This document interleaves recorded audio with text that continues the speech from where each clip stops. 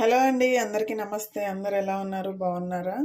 ఈరోజు నేనైతే గోకరకాయ కర్రీ అయితే చూపిస్తున్నానండి. దానికోసం అయితే ఒక గిన్నె పెట్టుకోండి. దాంట్లో అయితే 2 టేబుల్ స్పూన్ల నూనె పోసుకోండి.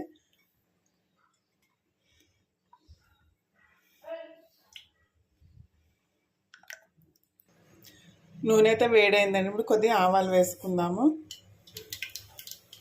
అలాగే కొద్దిగా జీలకర్ర వేసుకోండి. కట్ చేసిన ఒక ఉల్లిపాయ వేసుకోండి. ఉల్లిపాయ అయితే ఫ్రై చేసుకోండి. ఇందులోనే ఒక రెమ్మ కరివేపాకు వేసుకోండి. ఆనియన్స్ అయితే వేగుతున్నాయి కదా, ఇప్పుడు ఇందులో 1/2 టీ స్పూన్ అల్లం వెల్లుల్లి పేస్ట్ వేసుకుందాము. 1/2 టీ స్పూన్ వేసుకోండి. ఇదంతా బాగా మిక్స్ చేసుకోండి. ఒక 2 నిమిషాలు వేగనియండి అల్లం వెల్లుల్లి పేస్ట్ని అయితే. 1/2 టీ స్పూన్ పసుపు వేసుకోండి.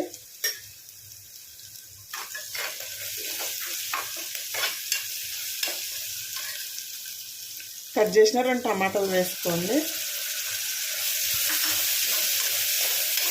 1 నిమిషం నూనెలో ఇలా ఫ్రై కానివ్వండి. చిన్నగా కట్ చేసుకున్న గోకరకాయ ముక్కల్ని వేసుకోండి. ఇప్పుడు ఇందులో ఇదంతా బాగా కలుపుకోండి. ఇప్పుడు కలుపుకున్నాక మూత పెట్టుకొని ఒక 5 మినిట్స్ మగ్గనివ్వండి. విజిల్ పెట్టకండి, విజిల్ పెడితే టేస్ట్ అంత బాగోదండి. అంత బాగా కలిసిపోయింది కదా, ఇప్పుడు మూత పెట్టుకున్నాము ఒక 5 నిమిషాలు అయితే. చూడండి, 5 నిమిషాల తర్వాత చూసుకొని అయితే ఇలా వచ్చింది కర్రీ అయితే. మధ్యలో మధ్యలో కలుపుకుంటే మరొక 5 నిమిషాలు మూత పెట్టి మగ్గించుకోండి. ఇలాగే నూనెలు ఎంత బాగా మగ్గితే గోకరకాయ అనేది అంత టేస్ట్ ఉంటుందండి. చపాతీలోకైనా దేనిలోకైనా చాలా బాగుంటుంది.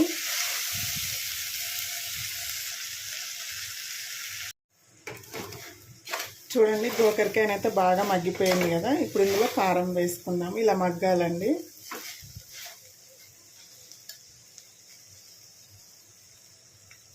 ఒక టీ స్పూన్ కారం వేసుకోండి.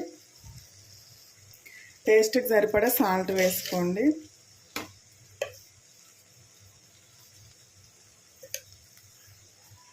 హాఫ్ టీ స్పూన్ ధనియాల పొడి వేసుకోండి.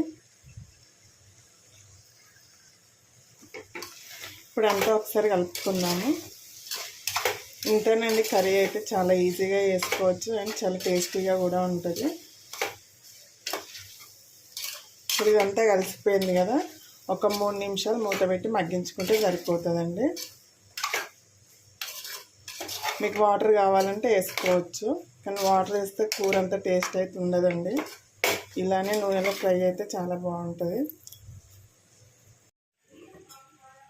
కూర అయితే రెడీ అయిపోయిందండి.